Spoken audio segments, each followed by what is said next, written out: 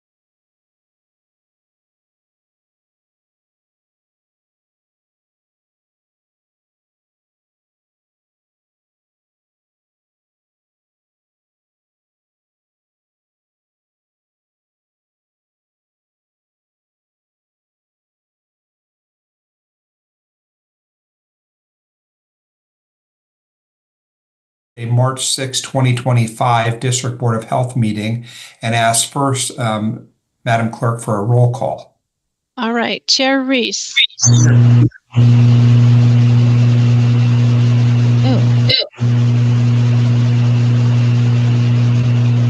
Can you hear me okay? I can hear you now, Okay. but we have some static in the background. Yeah. But I am here. Okay. Vice Chair Andriola. Present. Board Member Anderson. Here. Board Member Brown. Here. Board Member Driscoll. Don't see him on. Dr. Ituarte. Here. Dr. Danko. Okay, we've got a quorum. We are missing Dr. Danko and Board Member Driscoll at the current time. Thank you so much, Madam Clerk. And at we this do time, have some people under attendees. I'm wondering if one of those might not be. Okay, they're possible. not. Okay. They're not. Okay. Thank you, Madam Clerk. At this time, I'm going to simply ask everyone go on mute and do your best to say the Pledge of Allegiance, and we'll just observe a moment of observation in that regard.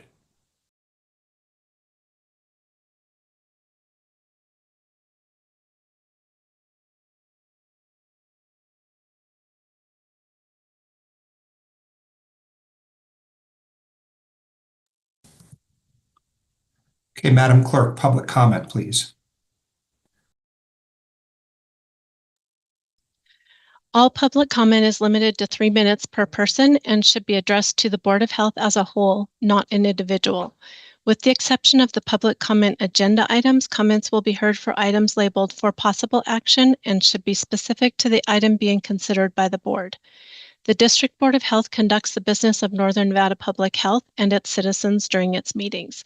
The presiding officer may order the removal of any person whose statement or other conduct disrupts the orderly, efficient, or safe conduct of the meeting. Warnings against disruptive comments or behavior may or may not be given prior to removal. The viewpoint of a speaker will not be restricted, but reasonable restrictions may be imposed upon the time, place, and manner of speech.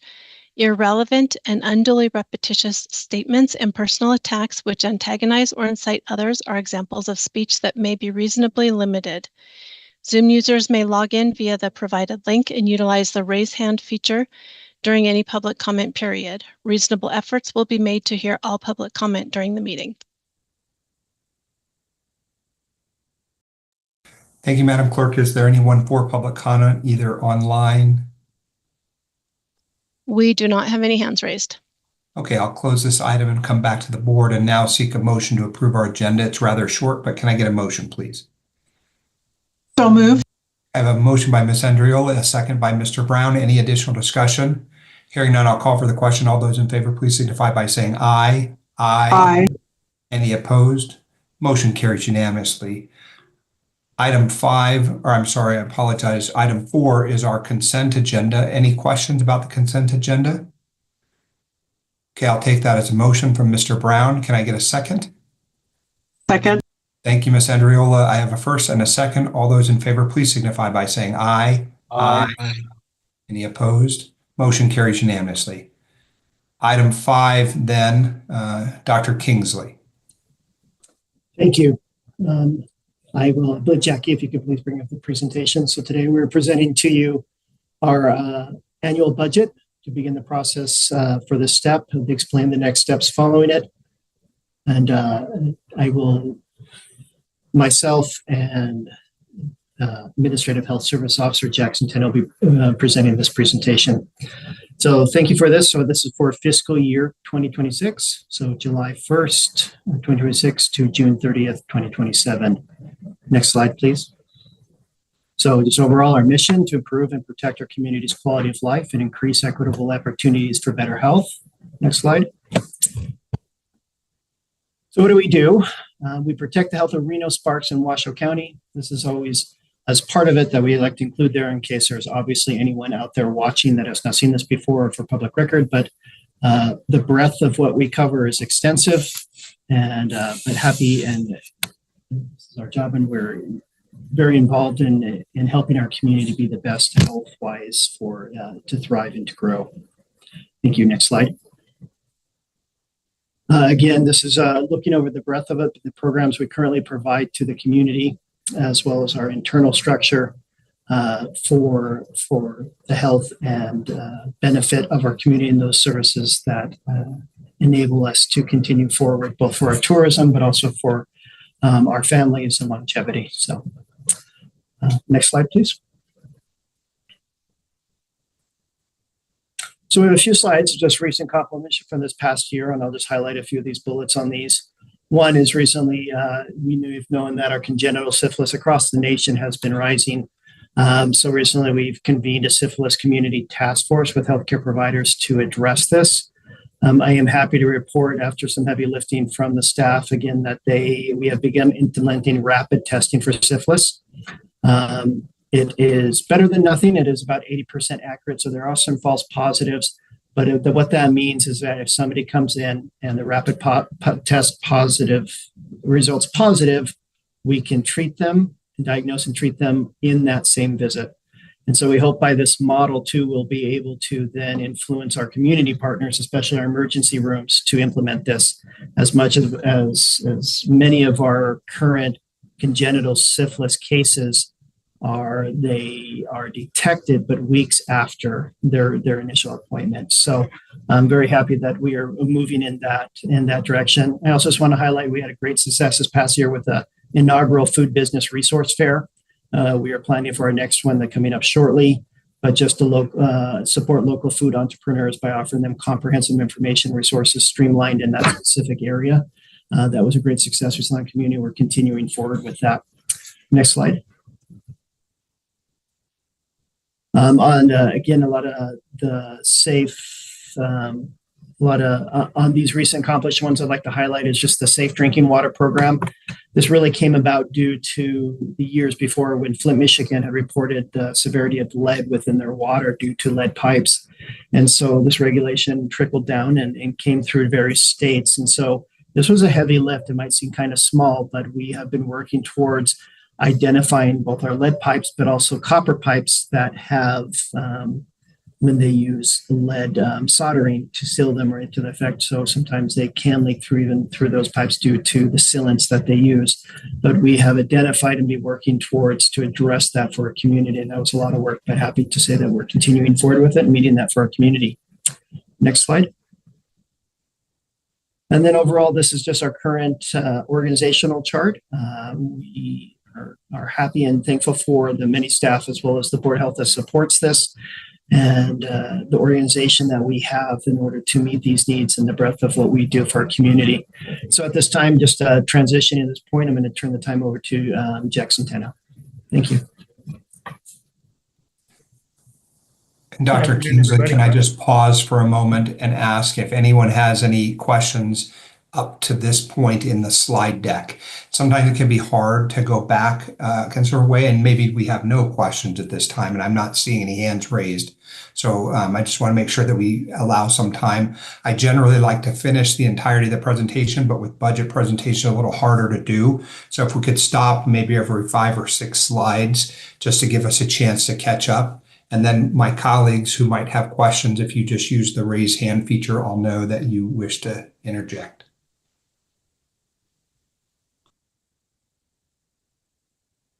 Thank you. Jack Centeno, Administrative Health Services Officer. Gloriana, would you go to the next slide for me? Thank you. So this is the FTE that we have for fiscal year 25. So as of right now, we have 201.74 FTE. Of those, we have 196.58 filled based on our December data. We've got some positions that we're holding vacant at this moment in time. Within that, we have 182 full-time staff. We have 5 part-time staff, which include mostly APRNs and public health nurses, but we also have a government affairs liaison. And then we have 9.58, what are called intermittent hourly staff. So these are mostly nurses that are providing services in the clinic. This includes 41 individuals that are fulfilling this 9.58 staff. And that gives us what's called surge capacity so that we have the ability to deal with emergencies if they hit us. And it also gives us some flexibility as we expand or contract our budget over time. Next slide, please. Thank you. So this is the above base request summary. So this is pretty simple. This is an additional $1 million in transfer from the county to address our salary and benefit needs, as well as a couple of name changes that are $0 impact to the department, but just simply administrative activities that we need to disclose. Next slide, please. One more, please. So this is the Office of the District Health Officer. There are currently 14 staff inside of that division.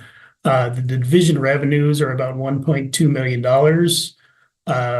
This is kind of academic that inside of our financial system, we also have the TB clinic that's 100% federal ARPA funding. We don't pull anything off, even indirect off of this. And aside from the administrative burden, it's just reflecting that this exists within our budget at this moment in time. And then the expenditures are at about 3.9, a little less than 3.9 million.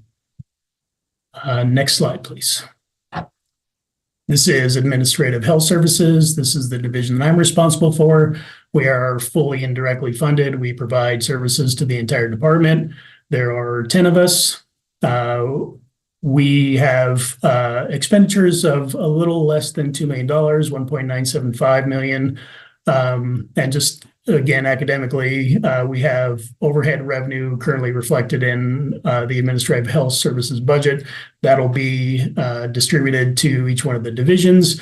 And just for everybody's understanding, this $2.463 million are the overhead costs that include things like the technology services that are provided by the county. This is the DA's office. This is human resources. This is all the services that we get from the county that we pay for. And I'll pause there and see if there are any questions. Okay. Oh, Commissioner Andriola or Councilmember? Or... Thank you. I just have a quick question on the slide that you showed. I think it might have been your first slide on the 201.74 FTEs and 196.58 are currently filled. So approximately the 25 that remain open positions. Did I read that correctly? Sorry, Gloriana, could you go back to that slide? That one. Thank you. So this is 201.74 FTE, and of those, 196.58 are filled. And of that 196.58, those are 182 full-time, 5 part-time, and then 9.5 FTE equivalent or FT equivalent of intermittent hourly staff. So the total staffing is slightly under 197 right now. So the difference between, if we just rounded 201 and 196 is about 25 open positions. I was just no, it's so 197 to 201. So it's about 4 positions that we've got vacant at this time. I was doing funny math. No worries. I do funny math all the time. Okay, so it just threw me. So the 4 positions, so essentially there's 4 positions that remain open at this moment, essentially. Correct. There are 4 positions that we have vacant. We also have some positions that we have frozen, so they don't reflect in our budget as well. So we had some positions that we eliminated during COVID. We have, I believe, 3 or 4 that we've frozen at this point, and then the vacancies as well. Okay, so the $1 million for the above budget transfer, that includes the 4 positions. So it would essentially be fully funded for the 201.74. No, I'll show in some later slides that we have. Okay, well, maybe I should wait. I'll just hold off on my questions then. Okay. Thanks. Thank you. I'd like to note for the record that Dr. Danko is on, and she says she's been on since the beginning. She was just under attendees. So we have moved her to the panelist. Thank you so much, and welcome, Dr. Danko. Thanks for having me. And Gloriana, would you please go back to the Administrative Health Services slide? I think we're good there. So next, please. So this is air quality management. There are currently 22.4 FTE. The division revenues are 4.38 million, and the expenditures are just slightly north of 4 million. Next slide, please. Community and clinical health services, currently 80.95 FTE, division revenues of about 4.6. This is fairly different than last fiscal year. A lot of the COVID funding has ended at this time, and the revenues have started to fall off inside of CCHS. The expenditures are roughly $1 million. That speaks to the activities are occurring in the clinic, that we have really high levels of STI. We're dealing with TB outbreaks. We're dealing with a number of activities as the safety net, that our safety net is definitely being stretched pretty tight at this point. Next slide, please. This is environmental health services. There are currently 48.39 staff. The division revenues of 6.685 million and the expenditures of roughly 8.444 million. Next slide, please. This is epidemiology and public health preparedness. There are currently 26 FTE. The revenues are right about 2.2 million and the expenditures of 3.687 million. And this is the source and use. I think I'll go through this slide because it provides some context to the division. So there's 4 columns here. The far left is fiscal year 24. This is the fiscal year that we have closed.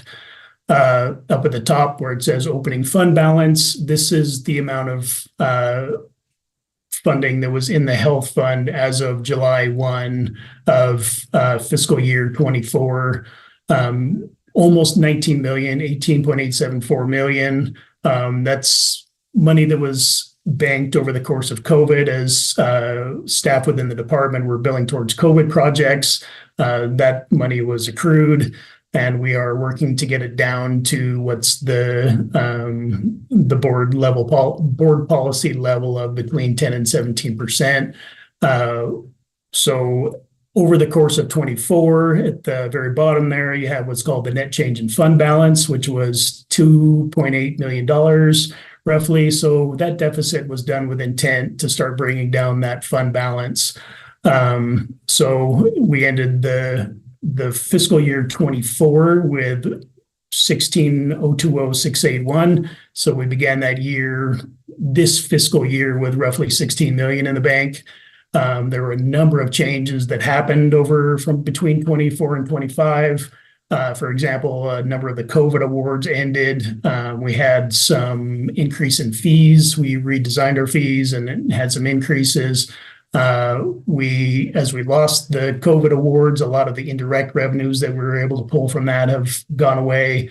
We've also booked the ARPA TB clinic revenues, and we're also have seen some increases in salaries and benefits. So our projections to close fiscal year 25 is showing about 2.483 million in deficit, and we have already started some conversations about reining in some of that spending because we know that our salaries and benefits are going to impact the expenditures over the next few years.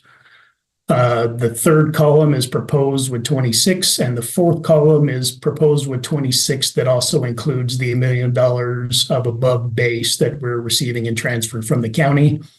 So the fiscal year 26 is got some in federal and state grants. There's some funding related to ARPA inside of it, which is the TB clinic. So the actual grant revenue is closer to $7 million for 26. The expenditures are north of $41 million at this point. But like I said, we're starting to reduce our expenditures. We've spoken with the divisions and we've asked for opportunities to rein in spending, create some efficiencies, be as streamlined as we possibly can, because we know that federal, state, county, and city levels, pretty much every jurisdiction is dealing with some financial issues. So we are doing what we can to get ahead of the curve and rein in spending. So these projections are based on worst case scenario, but we are doing what we can to reduce that spend now. And I think I'll pause there again because this provides some context to the division budgets.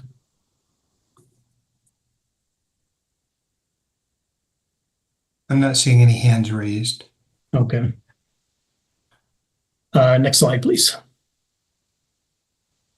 So this is just another view of the revenues for 26. I prefer the pie chart offhand. It makes it a little bit easier to see.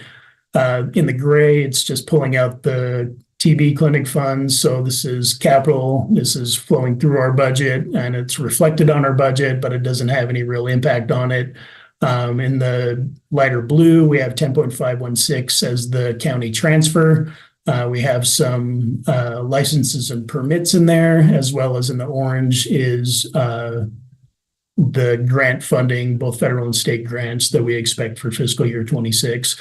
And I broke this out a little bit further so you can see the types of revenue that we bring in to the department and their overall impact to the revenues. Next slide, please. This is our expenditures. So on the right at the 18.8 is salaries and wages. In the orange is benefits, and in the darker green is overhead. So those three components of our budget, salary, benefit, overhead, cover 80 to 90% of the expenditures that we'll see within the department. I listed biologicals there at 271,000. And I did that just to show that other than salary, benefit, overhead, this is the single largest expenditure that we have out in services and supplies. So the remainder of that in the lighter green is the 3.5 million. So that reflects all of our vehicle costs, that reflects all of our staff trainings, that reflects any activity that we need supplies for in epidemiology and public health preparedness, and all the pens and pencils that we purchase for the department. And next slide, please. So these are the fund projections for the next 3 years. So 26, 27, and 28. Again, these are based on worst case scenario. We know that we've got some revenues that are understated at this moment in time. We've got some expenditures that are overstated. We're working with the divisions to drag down the spend and be as efficient as we possibly can be. But we're keeping an eye on what's going to happen next. Our projections include keeping federal and state grant funding flat, and somewhere between a third and half of our funding comes from federal and state awards. But the things that are occurring at the federal level at this moment make it really challenging for us to assume that there's going to be any increase over that period of time. A lot of the grants, even historically, have been flat. So this is a moment where the crystal ball is pretty fuzzy. So we've chosen to make those projections flat. We know that we're seeing some changes in licenses and permits and fees that we bring in, which seem to speak to the local economy at large. We do know that based on our salary, benefit, overhead, that our expenditures are trending in the real direction. So we know that we have a deficit. We're going to do what we can to rein it in. And as we get into the close of this fiscal year and into next fiscal year, we'll reassess and make decisions when we have additional information. Next slide, please. So these are just the next steps. So this is the meeting that kicks off the budget process with the Board of Health. We will then meet with the county leadership and the city managers to discuss the interlocal agreements and the activities that are occurring at this moment in time. And then we will, if there are any questions or concerns from that meeting, we'll come back to the regularly scheduled board meeting this month and have those conversations. And then we roll our budget up into the county's budget. So that budget will be presented in April and then finalized in May. And then that full county budget needs to be to the Department of Taxation by, I believe, June 1st.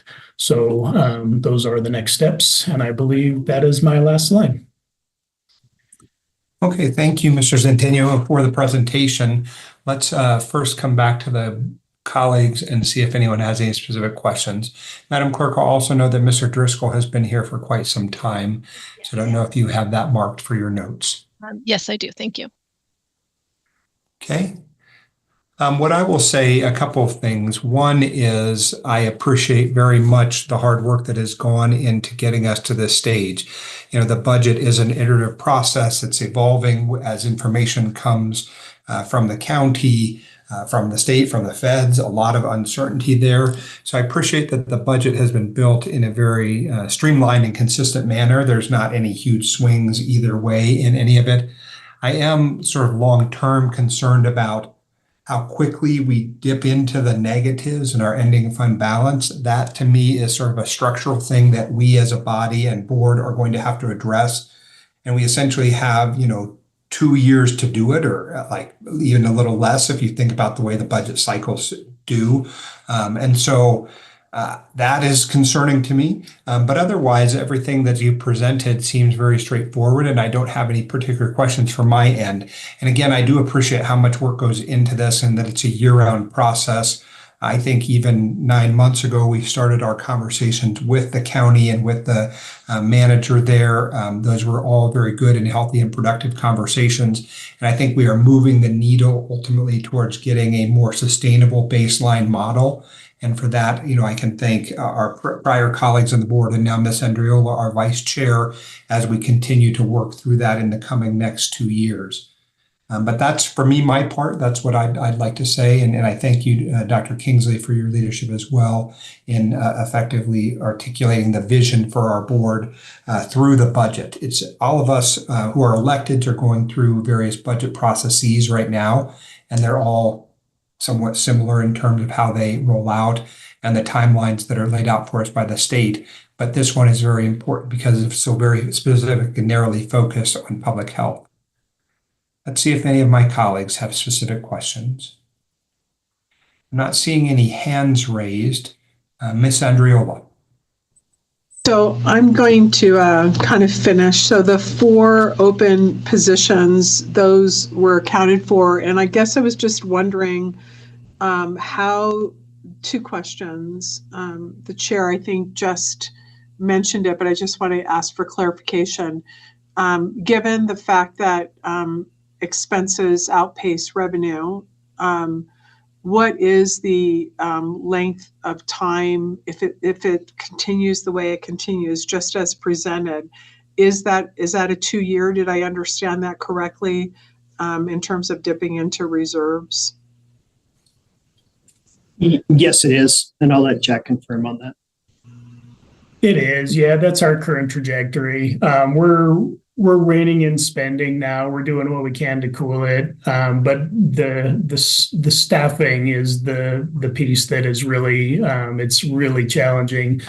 So we're doing what we can to hold positions vacant, and each time a position comes vacant, we're reviewing whether or not that's considered foundational at this moment in time, and seeing what the community needs and demands from us, and then doing what we can to hold those positions vacant.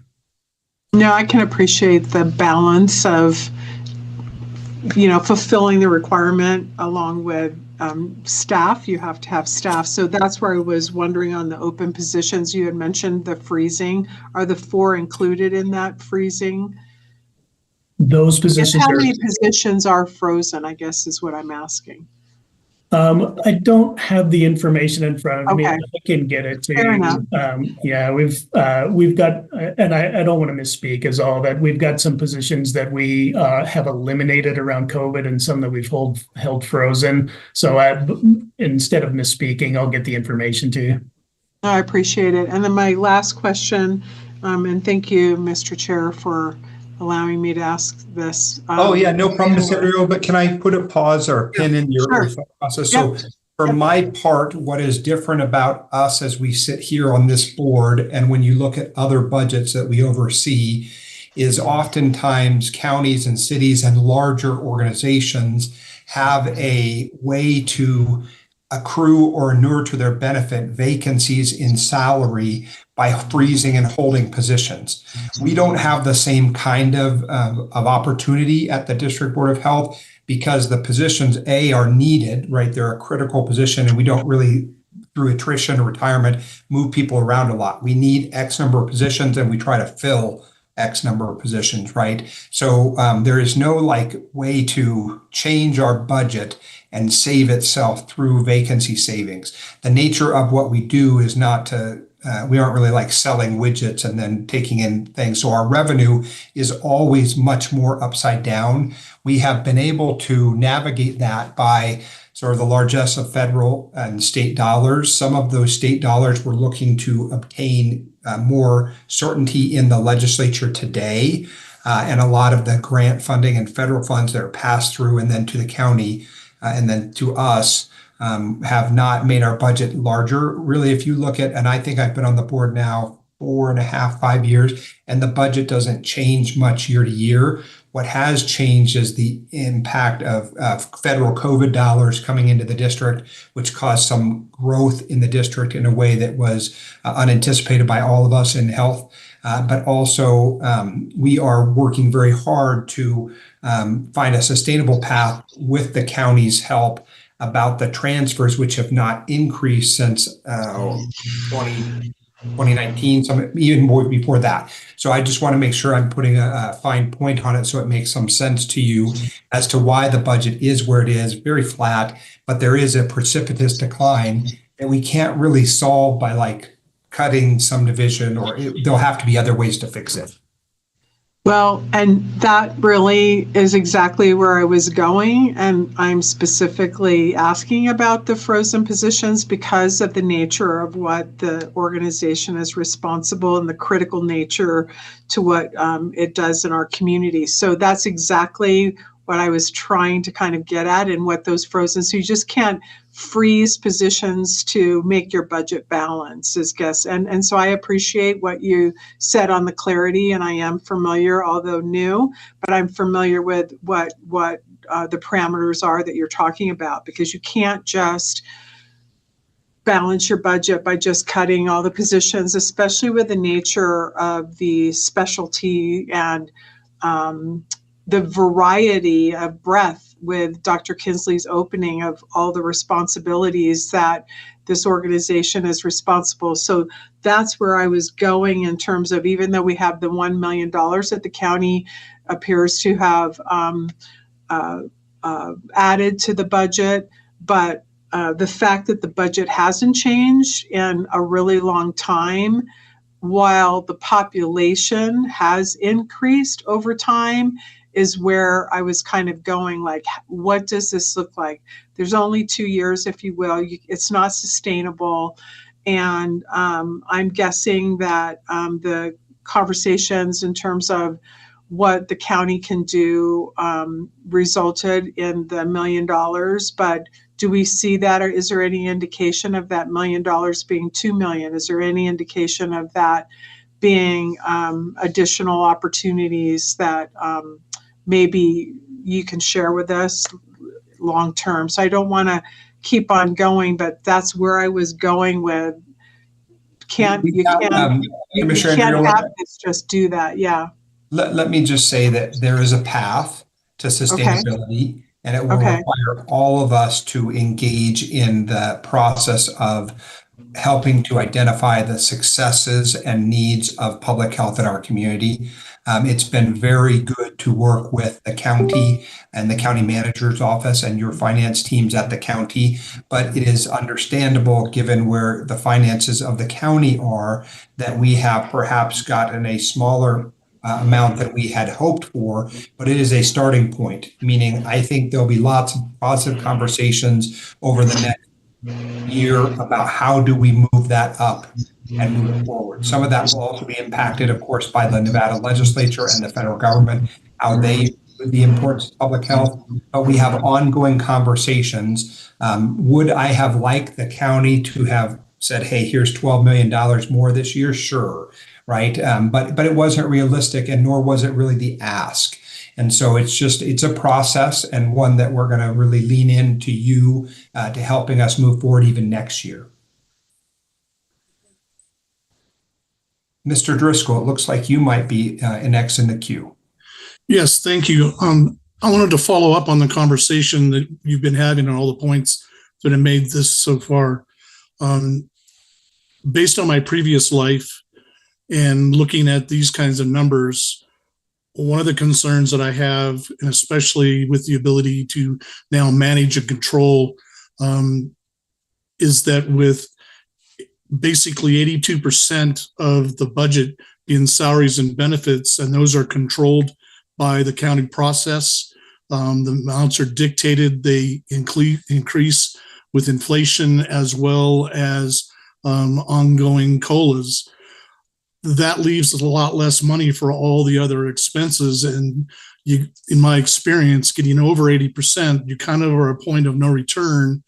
And without a large influx of revenue or a huge decrease in expenditures, balancing becomes almost impossible. And it would be, for the finance folks, it's going to be incredible for how they do that. So I just want to kind of put that on the record. That's something that we need to be careful of in doing all the other balancing things that we're talking about, because this has the potential to become exponential, not straight line. So thank you. Mr. Driscoll, I'm certainly hopeful that, given your vast experience in government, that your addition to the board will be a welcome one, especially in this area, to be honest with you. Obviously, the electeds have a different perspective on how budgets work and why they work and how they are built. You'll have yet another perspective, which I've told Dr. Kingsley, I really want to lean into your participation in that area. At the end of the day, because we have had such a large ending fund balance, it really has allowed us to operate without asking for help. And then when the COVID monies came, which increased, a lot of financial resources into the district and programming, it delayed the need for us to push the panic button. But we know now that where we are financially is very short runway, and we're going to make some, real concerted effort to fix that without the necessity for cutting people or programming. Some of the programming is required by statute, but we're going to work very hard with the county, with our finance teams to make that happen. Understood. Thank you. Let's see if we have any other questions at this time. Yeah, actually, if I may ask one, it was just a clarification. I just want to make sure I'm looking at things correctly based on what Mr. Driscoll said. I thought that we were only looking at the employee expense side of it at about 71%. Am I missing something on that? I'm not sure I understand the question, but Mr. Chair, if I could, in looking at the numbers that Jack has provided, if you look at salaries and benefits in the current fiscal 26, it is at 71%. But if you pull out the 5.7 million, that's the one-time expenditure for the TB clinic, it then drives that up to 82%. Okay. Thanks, Steve. I appreciate the clarification because I was missing that part of it. Thank you. Understood. Thank you. Okay, I don't see any more questions from my colleagues. Can, Mr. Centeno, can we go, and I'm sorry, I'm probably butchering that. Will you say it out loud for us again? I pronounce it Zentino. Zentino. Oh, perfect. I think that's fantastic. I Thank you. could be mispronouncing it too. No, but Zentino, I'll try very hard to do that. Could you put up the next step slide just one more time? And I don't want to belabor the point, but this will give the board the opportunity just to see the next steps. And so here we are in early March. And has the district health officer already delivered our budget to the county manager and city manager, or that happens after this meeting? It occurs after this meeting. We have it scheduled for next perfect. week. And if they have Okay. any changes, then we can bring it to the District Board of Health in this month. Understand. And so this is for the colleagues and the body, for the good of it. Everyone can see this now. Today, because this is stylized for action, if we get to that moment here somewhat quickly, I'll ask for a motion to approve the budget as proposed. Does anyone have any questions about next steps? Okay, with that, I'll come back to the body and seek a motion. I'll move to approve as presented. I have a motion from Ms. Andriola, a second from Mr. Anderson, I believe. Thank you so much. Any other additional questions or comments at this time? Hearing none, I'll call for the question. All those in favor, please signify by saying aye. Aye. Aye. Any opposed? Sounds like motion carried unanimously. Mr. Zentino, thank you so much, as well as you, Dr. Kingsley. I appreciate the hard work that goes into getting us to this point. We'll come now to the second to last item, which are board comments. Do we have any comments at this time from the board? I'll make one brief comment and just to say thank you to Sparks City Council member Paul Anderson. You'll notice we're both a little lighter in the hair this week, and we both had the privilege on Monday of shaving our head for children's cancer here locally for Northern Nevada Children's Cancer Foundation, and we'll have an event tomorrow night. I know Mr. Brown also participated in that event for many years and probably is the result of where he is today with his hair.